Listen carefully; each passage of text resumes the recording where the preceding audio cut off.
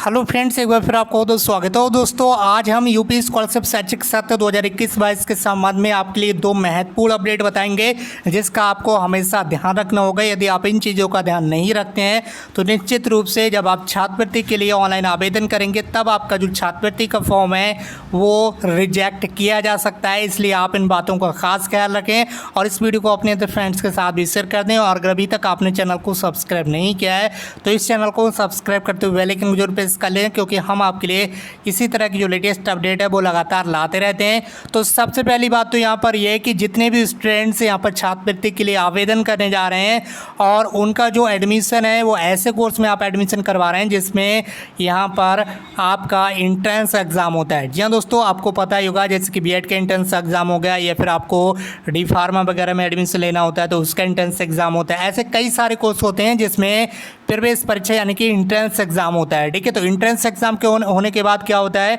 आपकी काउंसलिंग होती है, चाहे वो ऑनलाइन हो ऑफलाइन हो। अब तो मैक्सिमम ज़्यादातर ऑनलाइन काउंसलिंग होती है। तो सभी स्टूडेंट्स इंट्रेंस एग्ज़ाम देने के बाद काउंसलिंग कराते हैं। तो ऐसे कोर्स जिनमें काउंसलिंग होती है और आप उस कोर्स में बिना काउंसलिंग के एडमिशन ले लेते हैं। कई बार स्टूडेंट्स काउंसलिंग के थ्रू सही कॉलेज नहीं मिलता है या फिर उनके मार्क्स कम होते हैं, ठीक है, तब उनकी काउंसलिंग नहीं हो पाती है, फिर उनको डायरेक्ट एडमिशन लेना होता है। या फिर कुछ स्टूडेंट्स काउंसलिंग को छोड़कर डायरेक्ट एडमिशन लेते हैं। तो ऐसी कंडीशन में क्या होता है, आपको स्कॉलरशिप प्रोवाइड नहीं की जाती है। उत्तर प्रदेश सरकार की तरफ से पहले ही जानकारी दे दी गई है और जब आप छात्रवृत्ति के लिए आवेदन कर देंगे फिर भी आपका जो फॉर्म है वो रिजेक्ट कर दिया जाएगा। स्क्रीन पर लाइव देख सकते होंगे, प्रीवियस में भी ज़्यादातर स्टूडेंट्स के जो फॉर्म है वो रिजेक्ट कर दिए गए हैं। स्क्रीन पर लाइव देख सकते होंगे। रीज़न भी यहाँ पर बताया जाता है कि इन स्टूडेंट्स ने काउंसलिंग नहीं कराई है, नॉन काउंसलिंग यहाँ पर लिखा हुआ है।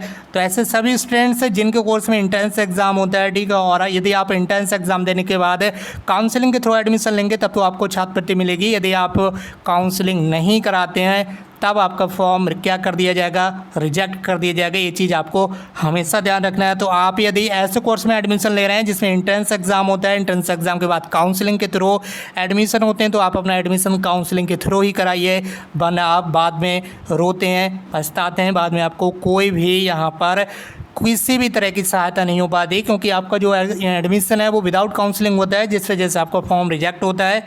इसी के साथ एक और दूसरी अगली बड़ी अपडेट है, इसके बारे में भी आपको जान लेना चाहिए। ये फॉर्म भी आप देख सकते होंगे रिजेक्ट है, प्रीवियस ईयर का है और ये बिल्कुल लाइव प्रूफ है आपके सामने, ताकि आप ये ना कह सके कि हम आपको ऐसे ही बता रहे हैं या नकली गाइडलाइन बता रहे हैं। तो गाइडलाइन वगैरह तो आपको दिखाई नहीं जा रही है, ठीक है, क्योंकि उस पर तो आप ऐसे भी विश्वास करते नहीं हैं। कोई बात नहीं, डायरेक्ट आपको हम यहाँ पर स्टेटस ही दिखा रहे हैं जो कि प्रीवियस क्लास में, सॉरी दोस्तों, प्रीवियस ईयर में स्टूडेंट्स के जो फॉर्म है वो रिजेक्ट किए गए हैं। जब ये आपको देखने के लिए मिलेंगे तो निश्चित रूप से आप अच्छे तरीके से समझ सकते हैं। ये फॉर्म भी रिजेक्ट है, इसमें भी आप देख सकते होंगे रीज़न बताया गया है, below 60% marks were admission required on basic of inter in private institute for professional courses. इसका मतलब ये है कि यदि कोई भी स्टूडेंट्स जिसके मार्क्स 12th क्लास में यानी कि इंटरमीडिएट में 60% से कम होते हैं और वो स्टूडेंट्स किसी प्रोफेशनल कोर्स में, प्रोफेशनल कोर्स होता है जिसके डी फार्मा हो गया या फिर बी फार्मा हो गया या फिर अदर कोई प्रोफेशनल कोर्स हो गया, ठीक है, तो प्रोफेशनल कोर्स में वो स्टूडेंट्स एडमिशन लेता है, उसके मार्क्स 60% से कम होते हैं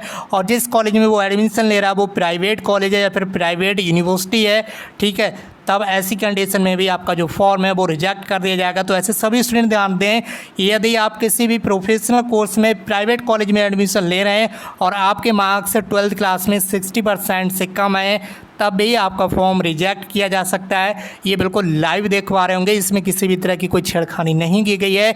हज़ारों स्टूडेंट्स के फॉर्म रिजेक्ट किए जा चुके हैं। तो इन चीज़ों का आप खास ख्याल रखें। यदि आपके मार्क्स 60% से कम है और यदि आप प्रोफेशनल कोर्स में प्राइवेट कॉलेज में एडमिशन लेंगे तब भी आपका फॉर्म रिजेक्ट कर दिया जाएगा।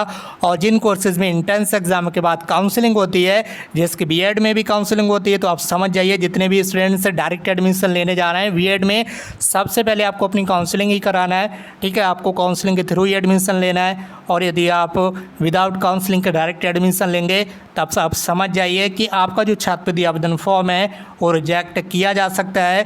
और दोस्तों ये थी आपके लिए कुछ महत्वपूर्ण जानकारी छात्रवृत्ति से संबंधित।